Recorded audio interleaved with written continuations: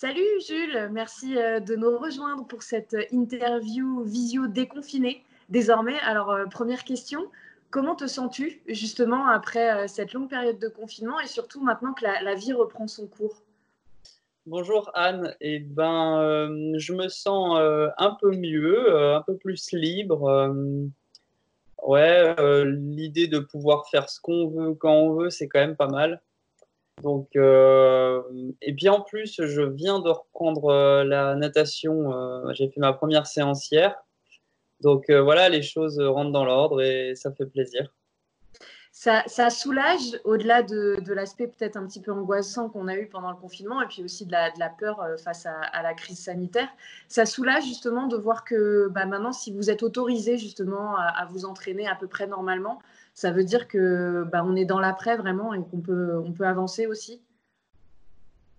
Ouais, c'est sûr, ça fait du bien de savoir ça et puis de voir qu'on a franchi un cap, une étape, mais c'est peut-être pas fini. Faut pas, enfin, je pense qu'il faut pas se réjouir trop vite et puis prendre les jours comme ils viennent, les uns après les autres, sans faire trop de plans parce que on sait pas trop comment ça va évoluer et malheureusement. Ça peut mal évoluer comme ça peut bien évoluer. Voilà, faut On rester. continue, on continue d'appliquer les gestes barrières, tout ça. J'imagine que c'est un peu ça que tu Ouais, signifies à travers ce il y a cette message. notion-là, et puis il y a cette autre chose, c'est comme je disais, de pas trop se projeter trop loin et de rester. Je parle de la compétition, voilà, des compétitions, et puis des modalités d'entraînement aussi. Ça évolue tout doucement. On sait que pour l'instant, on n'a pas trop le droit de se regrouper, que c'est pas recommandé, ce qui peut paraître tout à fait normal. Voilà, c'est tout ça, c'est des choses, il faut les prendre comme elles viennent, et puis pas trop se focaliser sur des objectifs lointains, quoi. Alors, on va même parler d'objectifs passés, puisque en fait, toi, tu fais partie de ceux qui ont eu la chance de commencer sa saison. Tu as pu faire une compétition à Davenport, en Ouais, Australie. ouais. Alors, raconte-nous comment ça s'est passé et quelle forme tu avais à ce moment-là. Comment tu t'es senti? Alors, le point de vue forme, c'était pas encore le top parce c'était très tôt, on sortait à peine de l'hiver. Ouais. C'était le 28 février, et puis on avait fait pas mal de volume, on n'avait pas trop eu le temps d'axer sur les parties spécifiques, sur les intensités spécifiques avec mon coach. Ouais, c'était une première compétition. Malgré tout, il fallait que je sois dans les clous puisque je vise le PTS 4 pour Tokyo. Il fallait quand même que j'essaye d'être au mieux de ma forme, et ça s'est pas passé aussi bien que j'aurais souhaité, puisque je crois que je fais 10e en PTS 4 ou 11 même sur la course, ce qui était pas le résultat escompté. Voilà, puisque j'essaye de viser le milieu de tableau dans cette catégorie, donc vers les 6, 7, 8, quoi. Et après, pour ce qui est du voyage et d'avoir eu la chance, effectivement, c'était une chance de faire cette compétition. C'était vraiment bien parce que maintenant, avec du recul, je me dis heureusement que j'y suis allé, parce que ceux qui ont pas fait de compétition depuis Lausanne l'an dernier, ou même peut-être même avant, ça va être super long jusqu'à la prochaine, quoi. Alors justement, ça veut dire que toi, tu t'es préparé avec déjà ce premier objectif-là, donc tu n'as pas avancé de la même manière que les autres qui peut-être allaient démarrer la compétition plus tard. Tu as dû rentrer, tout arrêter comme tout le monde. Comment tu as géré ce moment-là où justement, toi, tu faisais évoluer ta forme physique, tu étais là déjà dans la performance, et derrière, il a fallu rentrer et essayer de gérer un quotidien sans vraiment savoir où on allait. Comment tu as réussi à vivre, toi, cette transition? C'était assez bizarre, je pense, pour tout le monde, puisque au début, on n'y croyait pas trop. On se disait, ouah, ça va passer, c'est pas très long, c'est peut-être pas si grave que ça. Moi, je me souviens quand on était justement à Devonport, en Tasmanie, notre hôte avait vraiment peur, était vraiment questionné par ce virus. Et elle nous avait posé la question à Philippe, Yannick et moi, comment vous avez fait dans l'avion, comment vous n'avez pas peur? Et c'est vrai que nous, on était assez décontractés, les Français, là. On se disait, bon, bah, c'est pas, ouais, on n'a pas, on n'avait pas encore pris l'ampleur et la mesure de la chose. Et c'est vrai que c'est vraiment en retour en France, donc début mars, où on s'est dit, ah ouais, quand même, là, il y a quelque chose qui se passe. Et, et c'est vrai que bah, moi, je me suis dit, OK, là, on va vers quelque chose d'autre. Il va falloir bah, réadapter toute la prépa, réadapter bah, toutes ces ambitions, repenser toutes ces ambitions pour la saison à venir. Et puis, bah, changer tous les plans, quoi. Après, ouais, franchement, c'est pas. Ça se surmonte, quoi. Je veux dire, on a l'habitude. Enfin, moi, ça me fait pas plus peur que ça et ça m'a pas dérangé plus que ça. C'est sûr qu'il faut tout repenser. Après, on a des coachs autour de nous, on a un staff à la Fédé qui nous aide beaucoup et on fait ça tous ensemble, donc ça va. Alors, pour en savoir plus sur cette période de confinement, je vais poser la question d'Anaïs Schoen qui te demande comment as-tu géré les entraînements pendant le confinement? Alors, ah oui, alors bah, au début, comme dit au début mars, je me disais bon, ça va peut-être pas durer si longtemps. Je continue un petit peu au début, je continue un petit peu à sortir à vélo, tout ça, et puis après, quand les mesures sont devenues plus strictes, j'ai dû revoir bah, mes plans et j'ai fini par faire l'acquisition d'un tapis de course. J'avais déjà un home trainer, donc ça me permettait de rouler sur vélo, enfin à l'intérieur autant que je le voulais. La natation était proscrite, donc bah, plus de natation, remplacée par du renforcement musculaire. Et après, j'ai eu mon tapis de course presque un mois après l'avoir commandé. Donc, j'ai quand même continué à courir dehors à peu près dans le périmètre autorisé, c'est-à-dire que j'allais à 1,5 km de chez moi, 2 km des fois, parce qu'il y a un anneau là-bas où je peux faire des séances.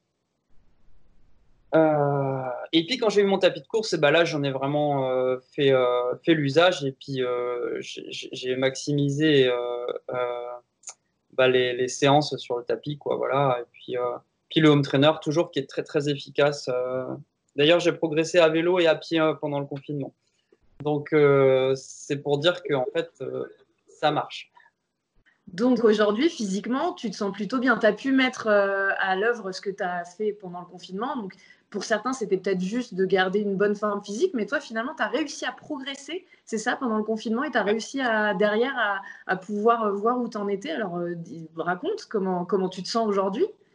Ben, là, j'ai battu mon record sur le 5000. J'ai fait un 5000 à l'entraînement lundi. Et je savais que je vais aller un peu moins de 20 minutes et je m'étais dit, je vais essayer de conclure le confinement avec une séance à pied dur, un peu test, avec Jean-Claude Gass, mon coach. On avait prévu une séance test et puis finalement, j'ai décidé de faire un 5000 parce que c'est tout. Enfin, quand on fait une séance test, c'était 10 minutes, 6 minutes, 4 minutes, allure 5000. Après, tu n'as pas de chrono, quoi. Moi, je voulais un chrono. Ça fait des semaines qu'on n'a pas pu se tester. Et donc, bon, on a fait un 5000 et j'ai fait 19,57. Alors, c'est pas beaucoup en dessous de 20 minutes, mais ça permettait de valider le fait que, OK, c'est bon, je saurais refaire moins de 20 minutes et c'est une base pour la suite de la saison. En sachant que moi, mon objectif, ce serait de faire 19,30 ou 19,15, 19,30 en course sur triathlon. Donc voilà, ça, c'était vachement positif. Et, euh, et en fait, c'est tout simplement expliqué par le fait d'avoir relâché sur la natation, puisqu'il n'y en avait plus du tout. Et ben, on a doublé, on a mis les bouchées doubles en fait en vélo et à pied, même si c'était sur tapis ou de temps en temps je sortais quand même, mais c'était rare. Et ben en fait, tout simplement, on a chargé plus quoi sur les deux autres disciplines. Donc Alors, est-ce que c'est quelque chose qui peut te réconforter dans ta démarche? Tu parlais tout à l'heure que tu voulais passer en catégorie PTS 4. Donc toi, tu es champion du monde et d'Europe en catégorie PTS 2. Est-ce que ça te conforte du coup dans cette idée-là de voir que la course à pied, notamment sur laquelle il faut aller la chercher, c'est d'aller chercher les points pour passer dans cette catégorie, c'est comme ça que ça marche. Il va falloir aller la chercher au sprint. Pour toi, est-ce que ça te rassure d'avoir ce résultat-là, de voir que tu en es là aujourd'hui? Ouais, disons que ça va dans le bon sens. Et finalement, d'avoir une année de plus, pour moi, c'est peut-être pas une mauvaise chose. Puisque c'est vrai que là, j'étais un peu juste. Il y a des courses où je faisais 8e ou 9e. Donc, ça permettait de peut-être visualiser une qualification potentielle.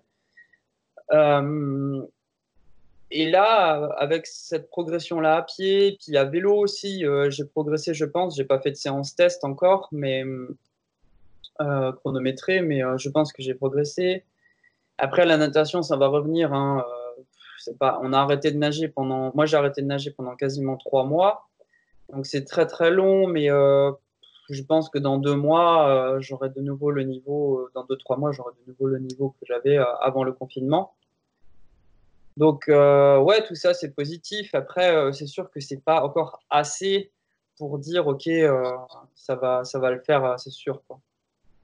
Alors, pour comprendre un petit peu mieux, justement, quelle est la difficulté pour toi d'évoluer à ce niveau-là, est-ce que tu peux nous expliquer la particularité de ton handicap et ce qui te différencie justement des PTS 4 avec lesquels tu ne cours pas en tout cas encore aujourd'hui? Ouais.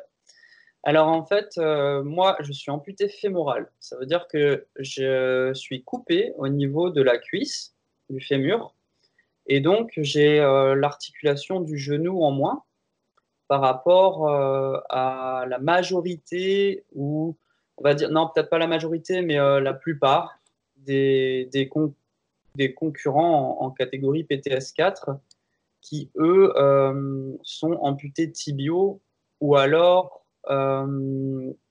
amputés du membre supérieur, d'un membre supérieur. C'est pour schématiser, hein. Mais donc, en fait, moi, par exemple, par rapport à Alexis en Quincan, qui est la référence dans cette catégorie au niveau mondial, j'ai le genou en moins. Donc, en vélo, je pédale qu'à une jambe alors que lui pédale à deux, ou une et demie plutôt.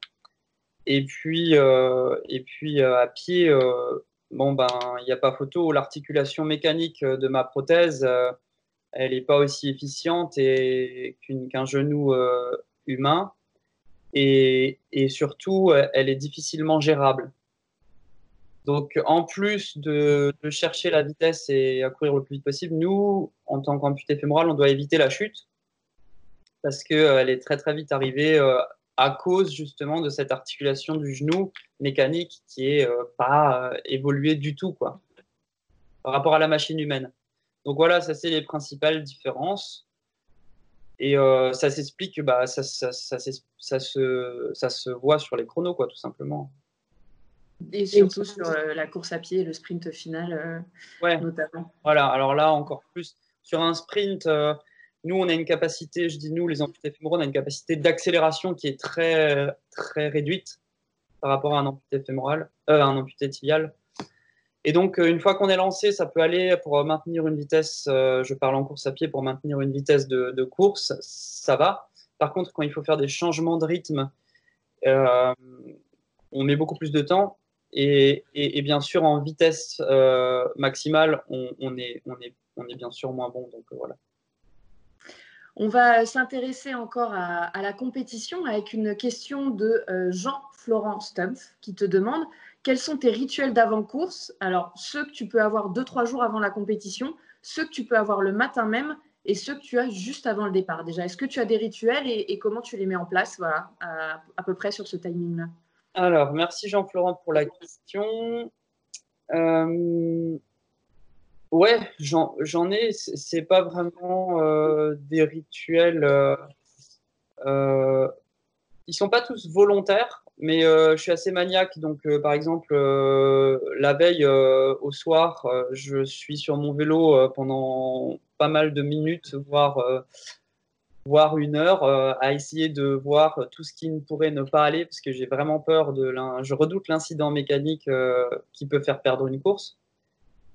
Donc, je suis hyper méticuleux par rapport à ça. Et pareil, toutes les vérifications sur la prothèse aussi, pour qu'il n'y ait aucune vis qui soit desserrée, rien qui puisse faire défaillance lors de la course. Et d'ailleurs, par rapport à ça, j'avais eu une anecdote à Iseo il y a 2 ans, où juste avant le départ, je me suis rendu compte que j'avais une pièce qui était fissurée, une pièce en aluminium qui était fissurée sur ma prothèse de course. Et c'était à peu près 20 minutes avant le départ dans le parc à vélo. Et heureusement, j'avais dans mon sac, que j'emmène toujours sur les courses, mon sac de transition, j'avais cette pièce-là en rechange. Et donc, depuis ce jour-là, je me suis dit qu'il fallait toujours tout prévoir. Donc, je passe beaucoup de temps la veille à vérifier tout ça. Et sinon, j'aime bien faire un bain froid, un bain glacé avant d'aller me coucher parce que j'aime pas du tout la chaleur la nuit, je supporte pas. Et comme je dors pas très bien déjà de base, et ben j'essaye de me mettre dans les meilleures dispositions pour bien dormir la veille de course et puis les 2-3 jours avant. Alors bien sûr, il y a comme rituel, il y a prendre ses repères sur le site de course, sur le lieu où on est, la ville où on est, l'hôtel où on est. Essayer de se sentir le mieux possible, de s'approprier les lieux et l'endroit où la course va se dérouler. Et puis sinon, j'ai pas vraiment d'autres rituels magiques. Il y a difficilement de recettes magiques comme ça pour se dire si on se dit ça, ça va gagner. Et justement, est-ce que au moment de la course, au moment du départ, quand tu te prépares à plonger, est-ce que tu as toujours quelque chose en tête? Il y a toujours la même chose à quoi tu penses en fait à ce moment-là, voilà, juste avant que le départ soit donné? Est-ce que tu as besoin d'avoir une concentration particulière ou quelque chose qui te permettent derrière de prendre le départ de la meilleure manière possible? Du coup, nous, en triathlon, tu sais bien, le départ, c'est en natation. Donc, en fait, je me focalise vraiment sur où elles sont les bouées, comment je vais les passer, comment, à quelle vitesse je vais partir, jusqu'où j'accélère. Est-ce que je me concentre sur tout ça juste avant le départ. Donc, ça fait 3-4 points clés qui me permettent d'être focus sur quelque chose et du coup de me déconnecter du reste. Et en fait, après, ça s'enchaîne tout seul. Donc voilà. Non, ouais, juste le départ et juste la première bouée et voilà, c'est tout. Alors, si on s'intéresse un petit peu plus à ta carrière sur le long terme, est-ce que tu as des objectifs particuliers au-delà de l'année prochaine, au-delà des Jeux paralympiques pour lesquels tu essayes de te qualifier en PTS 4? Est-ce que tu as une visibilité sur ce que tu aimerais avoir comme objectif au-delà de ces Jeux-là? Ouais, j'aimerais bien faire Tokyo, c'est sûr. Après, j'ose espérer que ma catégorie sera réintégrée à Paris en 2024. Et c'est vrai que dans cette optique-là, ce serait vraiment dommage de ne pas continuer. En étant à l'heure actuelle champion du monde et d'Europe, ce serait dommage de ne pas continuer et de ne pas tenter de faire Paris aussi. Donc j'aimerais bien le faire, c'est sûr. Mais après, tout ça, ce sera aussi, ce sera conditionné par la santé, parce que j'ai 33 ans, par la santé, par les finances aussi. Est-ce que les sponsors suivront? On a bien vu que cette période de confinement a été révélatrice des choses qui peuvent arriver dans le sport de haut niveau. Je parle de la partie financière et du coup, ce sera conditionné par ça aussi. Et puis, je pense que moi, maintenant, ça se rapproche en fait. Hein. On y arrive de plus en plus vite là. On n'a jamais été aussi près, comme dirait l'autre. Donc, c'est pas très loin en fait, Paris. Voilà. C'est sûr que ça paraît beaucoup moins loin quand on se dit que Tokyo aura lieu en 2021. Voilà. Une année de moins entre les deux, ça change tout. Donc, je pense que la motivation sera toujours là.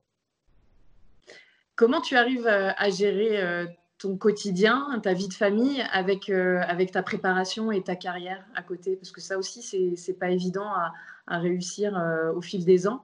Voilà, surtout quand on a une famille. Comment tu arrives à gérer ça, toi? Ben, j'ai la chance d'avoir une compagne qui est compréhensive avec tout ce projet-là et qui m'aide pas mal. Et puis, ça, c'est une chose. Et ensuite, bah, ça va, pour ainsi dire, j'ai tout mon temps depuis maintenant 1 an révolu. J'ai tout mon temps, j'ai toutes mes journées de 9h à 17h, puisque avant j'ai mon fils et après j'ai mon fils aussi. Lorsque puisque ma compagne travaille, fait des journées plus longues. Mais donc, en dehors des matins jusqu'à 9h et après 17h, et bah, tout le reste de la journée, je fais mon truc. Donc c'est du 100% en fait, hein. Franchement, j'éprouve pas de difficulté euh, dans la gestion de tout ça pour l'instant. Après, on n'a qu'un enfant aussi. Voilà, Ce ça serait va, sans doute différent. ça se gère. Surtout le fait d'avoir, donc tu as le soutien de la Fédération française de triathlon, bien évidemment, pour te consacrer à 100% à ta carrière de sportif de haut niveau. C'est pas évident, tu le dis, hein, surtout en ce moment, la situation est compliquée, peut-être pour retrouver des partenaires et des Ouais. sponsors. En tout cas, voilà, tu as une structure derrière, tu as un soutien. J'imagine que pendant le confinement aussi, ça a dû manquer tout ça. Il y a une très bonne ambiance, notamment en équipe de France de paratriathlon. C'est aussi voilà, le staff de la Fédération française de triathlon qui a généré tout ça. Est-ce que tu as hâte de pouvoir repartir avec eux, bah, évidemment de reprendre la compétition, mais aussi de pouvoir reprendre les stages et ce genre de choses? Ouais, bien sûr, c'est quelque chose qui venait à manquer là, un peu l'émulation du groupe, parce que comme tu disais, on a vraiment en paratriathlon là, dans notre groupe, on a vraiment une bonne entente et les guides comme Cyril Toumi et tout font aussi partie de ça et ont insufflé une nouvelle énergie depuis qu'ils sont là. Et donc, ben, on s'amuse bien et généralement, les stages se déroulent vraiment sous le signe de la bonne ambiance. Et donc, ouais, ça manque un peu. Euh, Après, je sais qu'il y aura de toute façon un stage prévu au mois d'août. Non, fin juillet. Donc voilà, je me fixe ça comme objectif. Il y en aura peut-être un au enfin fin juin, mais c'est pas sûr du tout. Et puis je pense pas être certain de vouloir absolument le faire parce que les conditions sanitaires sont un petit peu lourdes. La logistique est lourde encore en ce moment. Mais c'est vrai que de retrouver les copains, ouais, ça va faire du bien au mois de juillet. On en avait parlé avec Gladys Lemoussu lors de son interview visio-confinée, à l'époque du confinement. Elle parlait carrément de famille, d'esprit de famille. C'est quelque chose aussi que tu partages? Ouais, ouais, ouais. Non, franchement, c'est vraiment, il y a très, très peu de rivalité, de mauvais esprits, en fait. Ces moments-là sont très, très rares et ils sont effacés par tous les moments conviviaux qu'on a à l'entraînement ou en dehors. Et pas seulement entre les athlètes, mais avec les membres du staff aussi. En fait, on se fait confiance et mutuellement, et du coup, il n'y a pas trop de non-dits et de choses comme ça qui perdurent. Voilà. Au milieu de cette équipe de France, toi, tu as reçu une distinction particulière en 2019. Tu as été nommé paratriathlète de l'année par l'ETU. Qu'est-ce qu'elle représente pour toi, cette distinction? Bah, c'est un honneur d'abord, ça fait plaisir. Euh, et puis, bah, c'est un peu, c'est aussi une surprise. Euh, mais ouais, c'est un honneur quand même parce que bah, on s'attend pas forcément à ça et puis bah, c'est le travail et puis la saison 2019 qui a été récompensée et Et c'est vrai que je suis arrivé il n'y a pas très longtemps et j'ai été performant assez rapidement parce que j'ai eu la chance que tout se passe bien, que toutes les planètes soient alignées pour que je progresse. Et du coup, bah ouais, j'étais super content d'aller à Minsk récupérer ce trophée, puis de recevoir cette distinction. Qu'est-ce que tu as ressenti à ce moment-là, pendant la cérémonie? Ouais, te dire, je me suis déplacée jusqu'en Biélorussie et parce que c'est moi qu'on a élu, parce que c'est moi qu'on met en avant. Alors au-delà de, en effet, de te dire que c'est le travail qui a payé, ça doit représenter aussi beaucoup de choses. Il y a le mental qui fait que tu en arrives là aussi. Est-ce que ça t'aide peut-être pour la suite à te motiver? Enfin, quel sentiment vraiment tu as pu éprouver au moment de monter sur scène pour récupérer cette distinction? Alors oui, c'est sûr que ça va m'aider, ça m'aide dans la motivation pour la suite. Euh, mais j'ai surtout ressenti beaucoup d'humilité parce que il y en a beaucoup des paratriathlètes aussi performants que moi, voire plus, qui auraient pu recevoir ce trophée. Et, euh, et donc, ben, une satisfaction, un honneur, mais beaucoup d'humilité aussi, hein, voilà. Il y a un beau message à faire passer derrière tout ça. Ça veut dire que justement, tu t'y attendais pas. Tu sais qu'il y en a beaucoup d'autres qui pourraient le mériter et finalement, tout le monde a sa chance. C'est aussi important peut-être de pouvoir montrer qu'en paratriathlon, tout le monde a vraiment sa chance. Il y a un double sens aussi là-dedans. Ouais, bien sûr, parce que bah déjà, il y a, à la différence des valides, hein, il y a plus de catégories évidemment, donc de handicap, donc il y a plus de courses, enfin de courses et il y a plus de chances pour que tel ou tel athlète soit récompensé à hauteur de ses performances, puisque dans chaque catégorie, on a beaucoup d'athlètes performants et quelques-uns très performants. Je pense à Jetse Plat, Alexis, ou voilà, qui écrasent carrément la concurrence dans leur catégorie. Et donc effectivement, tout le monde a sa chance pour recevoir un trophée un jour ou une distinction de cette sorte.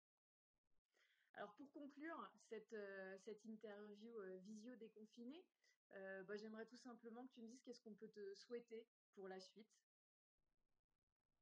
Alors on peut me souhaiter bah, la santé, de garder la santé, et puis bah, de réussir à refaire un titre de champion du monde, peut-être cette année, on ne sait jamais. Pour l'instant, on n'a pas de certitude par rapport à un championnat du monde en 2020, mais on y croit toujours parce que c'est ce qui nous permet de rester motivés pour l'entraînement et la préparation.